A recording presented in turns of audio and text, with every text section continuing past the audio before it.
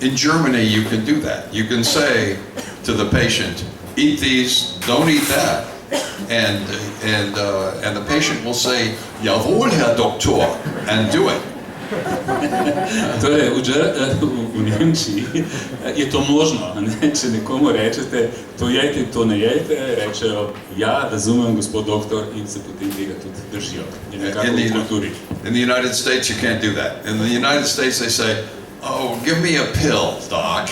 I don't want to change the way I eat. Give me a pill. Torej, v Ameriki pa naj to ne bi delovalo, zato ker pacienti oziroma tisti, ki obiščejo zdravnikov, pravijo, dajte vi meni rajš kakšno tabletko, ne bi jaz zdaj spreminjal način, kako se prehranjujem. And that's what leads to 40 million people taking 40 pills each every day, and it still doesn't work. But they don't want to change their diet.